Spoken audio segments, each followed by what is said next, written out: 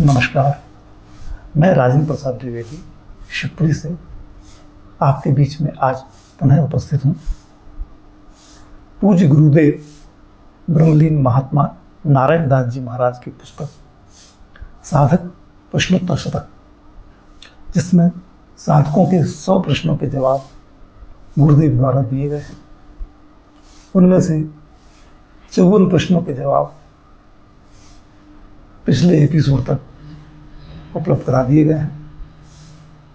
आज नए प्रश्नों के जवाब लेकर मैं आपके बीच में हूँ। प्रश्नोत्तर का सिलसिला प्रारंभ करते हैं। सभी लोग साधक क्यों नहीं बन सकते? आकाश में व्याप्त बाह्य विचार तरंगों में तामसी संस्कार सबसे अधिक होते हैं, राजसी उससे कम और सात्विकी विचार सबसे कम होते हैं। इनसे प्रभावित होकर प्रत्येक व्यक्ति का मस्तिष्क काम करता है। सात्विकी संस्कार त्याग सिखाता है। साधना में भी त्याग सर्वोपरि है। व्यक्ति पूर्ण रूप से आत्मसमर्पण शक्ति को करता है। अतः जिसके सात्विकी विचार की चेष्टा करे, अतः सभी लोग साधक बनने की ओर प्रवृत्त नहीं होते। अगला प्रश्न है, ब्राह्मण, क्षत्रिय, वैश्य और शूद्र किन्हें कहते हैं? बुद्धि, पराक्रम, संग्रह, सेवा, इन चारों को ही क्रमशः बुद्धि को ब्राह्मण, पराक्रम को क्षत्रिय, संग्रह को वैश्य और सेवा को शूद्र कहते हैं। शरीर को इन चारों के हिसाब से 4 भागों में बांटा गया है। मस्तिष्क को बुद्धि यानी ब्राह्मण, हाथों को पराक्रम यानी क्षत्रिय, पेट को संग्रह यानी वैश्य और पैरों को सेवा यानी शूद्र बताया गया है। जिस व्यक्ति में बुद्धि की मात्रा ज्यादा होती है और पराक्रम, संग्रह और सेवा की मात्रा कम होती है, तो उसे ब्राह्मण कहते हैं। जिसमें सेवा की मात्रा ज्यादा हो और बुद्धि, पराक्रम, संग्रह की मात्रा कम हो, तो उसे शूद्र कहते हैं। शूद्र यानी पैर, जो अपने ऊपर पेट, हाथ, सिर तीनों का भार लिए हुए है। हाथ और मस्तक, इनका भार पेट अपने ऊपर रखे हुए। ऐसे ही क्षत्रिय यानी हाथ अपने ऊपर मस्तक यानी ब्राह्मण का भार रखे हुए है। ब्राह्मण अपनी बुद्धि के ऊपर निर्भर रहता है। क्षत्रिय अपने पराक्रम से निर्वाह करता है। वैश्य अपनी पूंजी के बल पर जीविका चलाता है। शूद्र इन तीनों की सेवा करके निर्वाह करता है। इस प्रकार अपने गुणों के कारण व्यक्ति ब्राह्मण, क्षत्रिय, वैश्य और शूद्र कहे जाते हैं।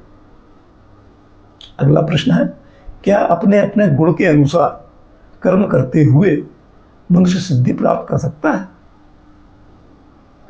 यदि प्राणी अपने प्रत्येक कार्य को जिस मालिक ने उसे बनाया है उसका कार्य समझकर यदि वह करे, तो वह अपने गुण के अनुसार अपने कर्म को करता हुआ सिद्धि को प्राप्त कर सकता है। उसे दूसरे धर्म को बदलने की आवश्यकता नहीं। जब तक निमित्त बनकर कर्म नहीं करेगा, तब तक वह सिद्धि प्राप्त नहीं कर सकता। निमित्त बनकर कार्य करने पर ही सिद्धि को प्राप्त करेगा। ऐसे ही निमित्त बनकर कार्य करने वाला शूद्र भी अपने कर्म को करता हुआ सिद्धि को प्राप्त कर सकता है।